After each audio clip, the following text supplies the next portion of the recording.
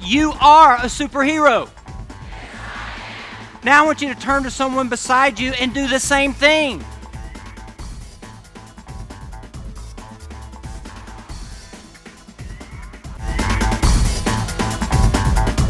So I asked my 28-year-old son, I said, Trent, who is your favorite superhero? And he really kind of surprised me. He said Batman. As Bruce Wayne, he witnessed his parents being murdered. It was after the murder of his parents that he began to discover his passion, his talent, but then he began to develop that talent. We're going to help you discover and develop and deploy your talents. What was your response when you took the StrengthsFinder assessment? I like to say that in the years that I've been coaching people around their strengths, that there's 4 types of responses. There's that, oh, really? But once we discover our strengths, there is the next part. That is, how do we develop these strengths? Because we need to grow these strengths. Let me share a quick research program that was done in the University of Nebraska. And what they did is they created a coaching and training program a year long to teach people how to be speed readers and have better comprehension. So they took average readers who could read 90 words a minute. They put them through the year-long coaching and training, and they progressed to 150 words a minute. That's pretty good. That's a 66% increase.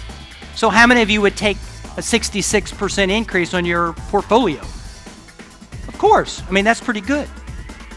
So then they took people who were already gifted and talented with speed reading. They could read 350 words a minute. They put them through the very same coaching and training program for the year. What do you think happened? Let's take a quick vote. How many of you say that those readers got worse? Raise your hand. How many of you say, oh, they got better? How many of you don't care? Okay. So what happened was they went from 350 words to 2,900 words a minute. 800% improvement. Sure. You could take something that you're average at and you could do some training with it, and you'll probably remain average. You can take something that you're gifted at, where you have superpower potential, and if you add knowledge and skills to it, then you have a return on those strengths. Now, my way of describing this is, how well do you drive your strengths? Think of them as 5 different vehicles. Okay? One of them might be a Hummer. One of them might be a Love Boat. You can have a combination of these 5 different talents in yourself, but how well do you drive it? Well, Batman had to learn how to drive the Batmobile, didn't he? And there's a time to speed up, there's a time to slow down, there's a time to shift gears, there's a time to employ different kind of strategic weaponry from that Batmobile. So imagine what I call a strengthometer. 0 to 120 miles per hour. And if you think about 0 to 40 miles per hour, this is what I call coasting with your strengths. So, for example, maybe you have responsibility, but you're not showing up on time for meetings. You're coasting with that strength. Or maybe you have the talent of communication, but you're too afraid to speak in front of crowds. So you're coasting with that strength. There was one woman that I was leading in a workshop and coaching in Afghanistan a few years ago. And she had a burqa on, and these were young entrepreneurs. And she said, Brent, I have woo as my #1 strength. And she said, in Afghanistan, I'm not even allowed to initiate conversations with people. So can you imagine what the environment had influenced her woo? She's coasting with her woo instead of being able to transform it and use it the way she really could. On the far side is what I call speeding with your strengths. This is when you're going 80 to 120 miles per hour, okay? You're driving so fast with your particular strength that you can have a wreck or get pulled over and get a speeding ticket, which I have gotten a few.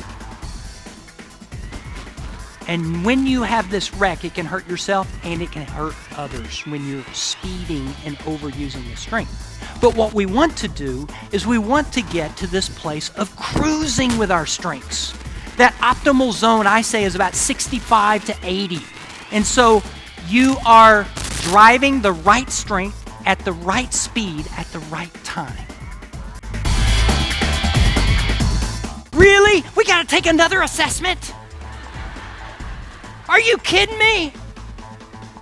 I've taken the DISC, I've taken the MBTI, I've taken, the 16 PF personality factors. I already know it all. I don't need to take an assessment. I was that person as well. We were moving into our little bitty rat hole apartment, and I put the can opener up on the counter. My wife said, honey, that's not where the can opener goes. I said, babe, there are 3 reasons why this can opener goes right here on the countertop. Number 1, that is where the electrical plug is. Number 2, that is a lot less work leaving it right here on top of the countertop. And number 3, and probably the most important reason that can opener goes right there, is because that's where my mother put it. The point of the story is that I was overusing my competition strength. And I had to learn. I had to develop knowledge and get skills and start practicing how to take that competition and actually turn it around for the good of my marriage. And I did. One day I had enough. These long, gnarly branches from a tree were out over my pool in our backyard. And the sunlight couldn't get to the pool. And leaves were also falling into the pool.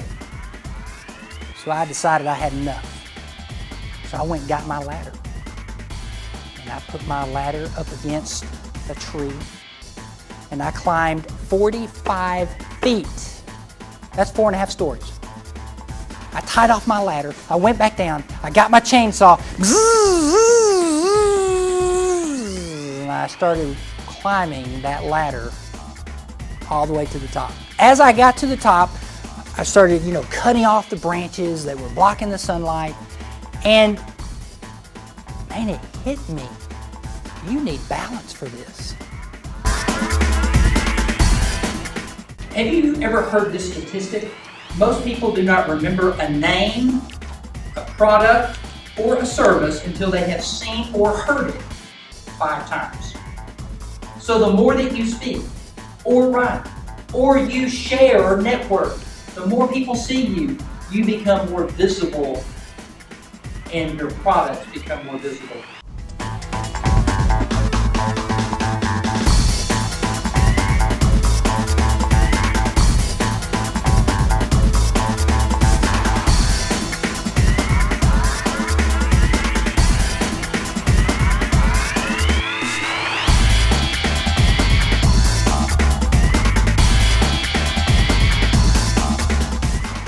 Hi, I'm Ed Myrick, and this was my first exposure ever to strengths training. And I really cannot believe how accurate those 5 strengths are and how they apply to your life. Even better than that, Brent O'Bannon was able to take those 5 strengths and drive it home to show you how it has purpose and how you can improve your life, your work life, and your personal life with those 5 strengths. I'm looking forward to coming back to his next session.